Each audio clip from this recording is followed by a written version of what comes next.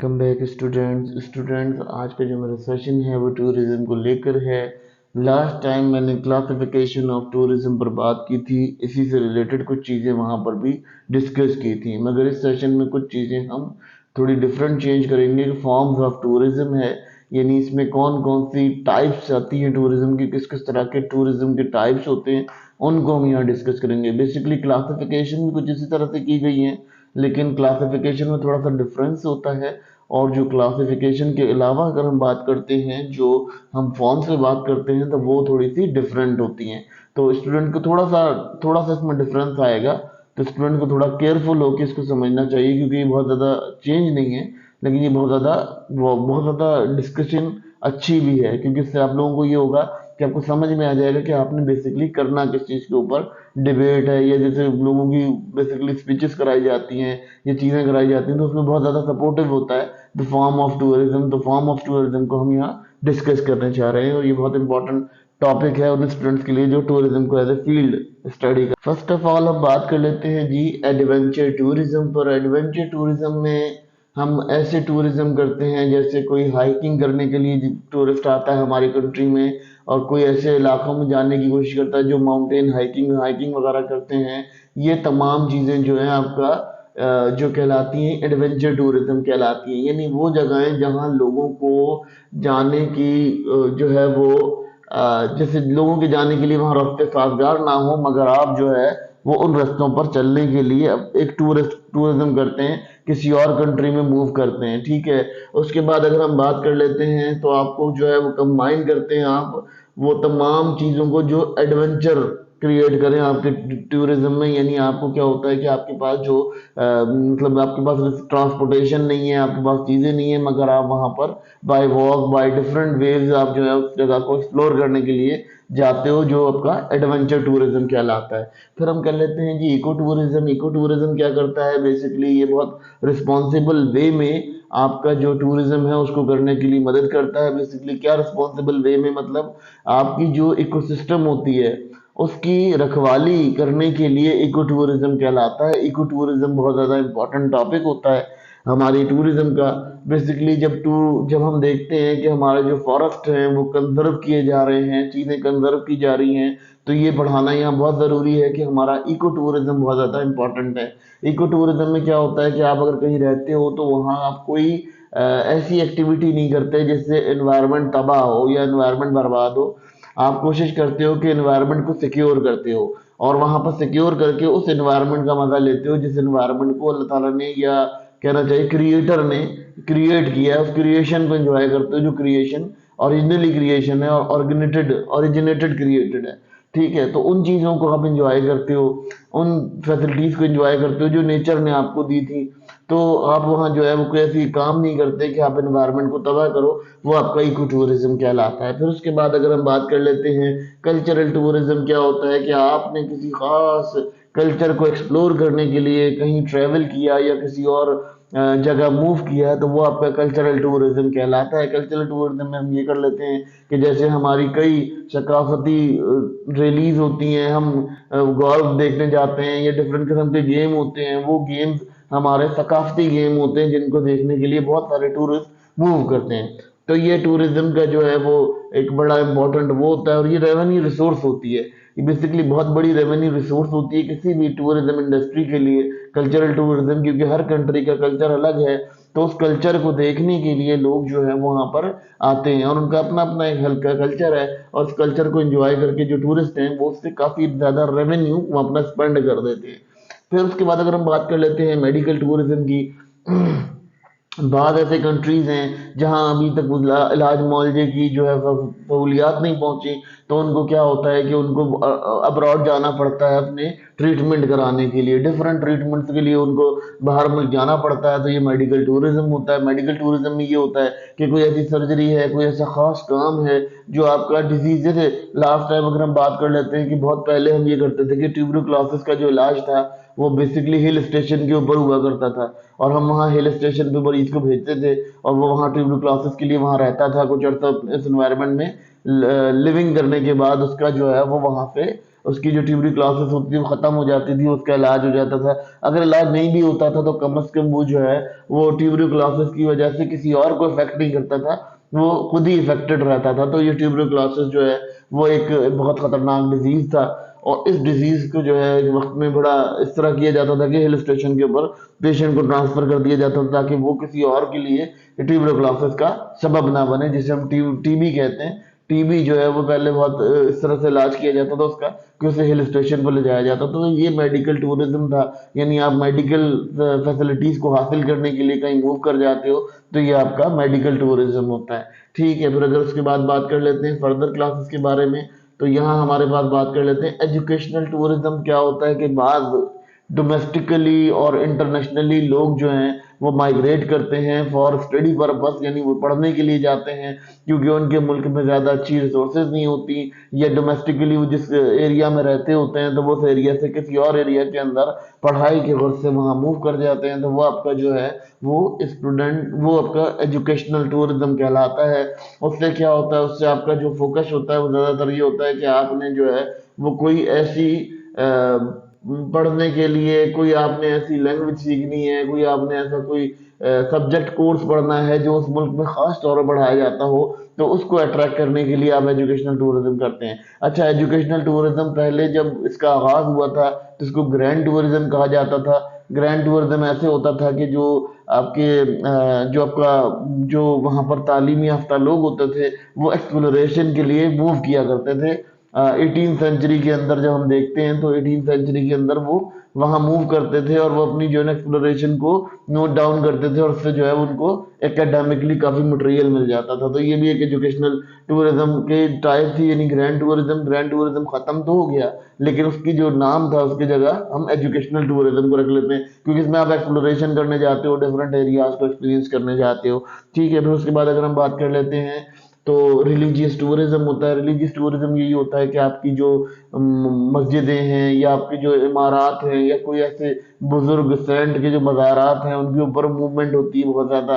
और बहुत ज़्यादा मूवमेंट लोग वहाँ करते हैं रिलीजियसली। और इसके अलावा बहुत सारी ऐसी दरगाहें होती हैं, ऐसी बहुत बड़ी जैसे कहना चाहिए दरगाहों के अलावा जो बहुत बड़े ऐसे आपके टेम्पल्स होते हैं, बहुत सारे टेम्पल्स ऐसे होते हैं जहाँ लोग मूव करते हैं और वहाँ जाके वो अपना टूरिज्म करते हैं, यानी वहाँ पर एक जो है अपने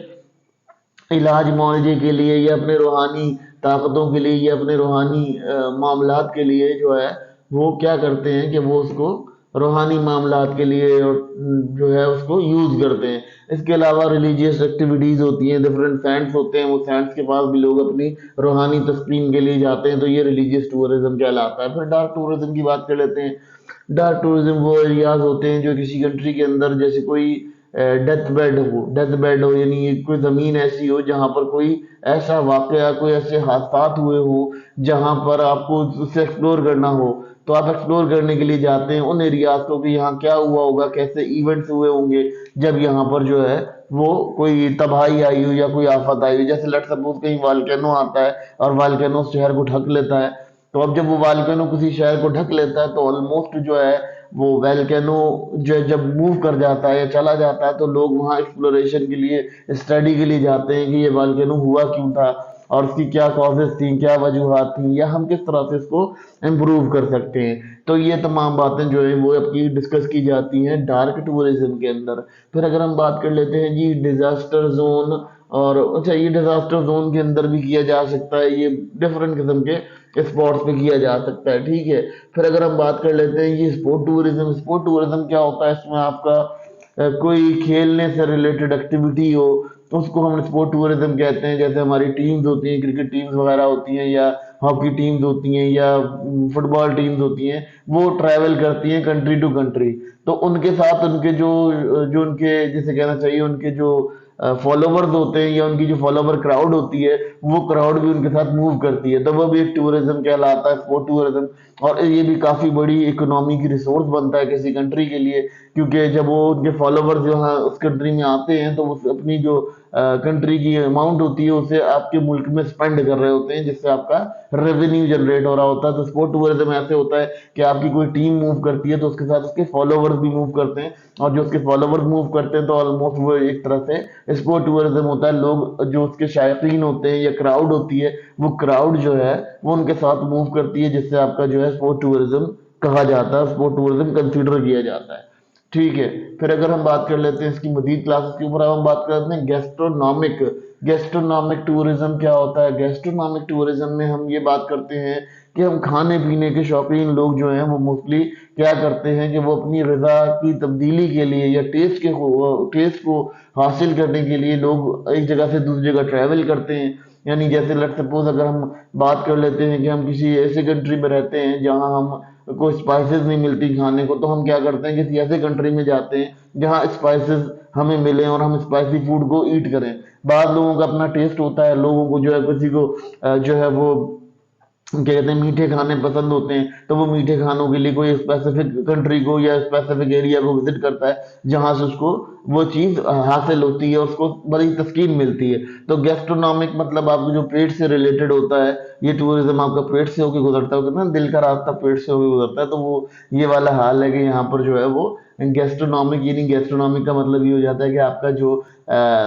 आपका गैस्ट्रोनॉमिक सिस्टम होता है, यानी गैस्ट्रो इंटेस्टिनल ऑर्डर डिसऑर्डर ये जिसके हम पढ़ते हैं, तो वो ऑर्डर भी हम इसीलिए पढ़ते हैं कि गैस्ट्रो से रिलेटेड होते हैं, यानी आंतों से रिलेटेड या कोई भी आंतों का मसला हो तो उसके लिहाज से होता है। तो गैस्ट्रोनॉमिक से आपको सिंपल सिंपल आपको अभी कोई गैस्ट्रोनॉमिक का नाम लेगा तो आपको ये बात समझ आ जाएगी कि गैस्ट्रोनॉमिक बेसिकली होता क्या है, पेट से रिलेटेड चीजें होती हैं, यानी खाने पीने की, ग़िज़ा की, टेस्ट के लिए कोई ट्रक टूर करता है तो वो जो है गैस्ट्रोनॉमिक कहलाता है। फिर जी लग्जरी टूरिज्म होता है। कुछ लोग ऐसे होते हैं जो अपनी पार्ट टाइम को अपने लेजर टाइम में तब्दील करने के लिए लग्जरी टूरिज्म करते हैं, जैसे कोई बोट्स हैं, यॉट्स हैं, उनको इस्तेमाल करते हैं। वो काफ़ी बड़े बड़े जो है ना टाइम्स के लिए 15-15 20-20 दिन के लिए यॉट पर रहते हैं और यॉट को एंजॉय करते हैं, यॉट के ऊपर अपनी लाइफ स्पान करते हैं, क्योंकि उनको जो उनकी लाइफ होती है उससे उन्हें थोड़ा सा डिस्ट्रक्शन चाहिए होती है, अपनी लाइफ जो है उनकी बहुत ज़्यादा रोल में चल रही होती है, तो वो कोशिश करते हैं कि उनको कोई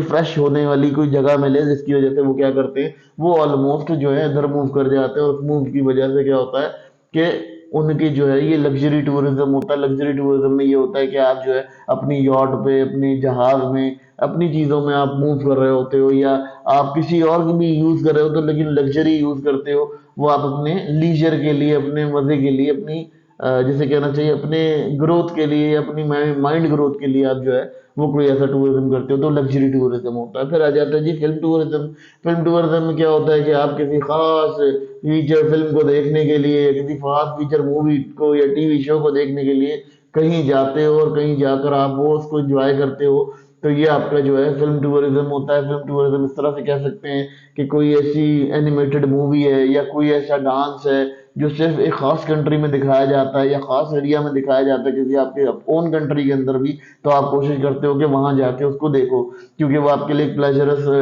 इन्वायरमेंट क्रिएट करता है, तो ये फिल्म टूरिज्म कहलाता है। अच्छा, इसमें वो एक्टिविटीज भी शामिल होती हैं जो एक्टिविटीज आपका रेगुलर बेसिस पे किसी आपके ओन कंट्री के अंदर किसी एरिया में हो रही होती हैं, और वो आपकी कल्चर को दिखा रही होती हैं, और उसको देख के जो है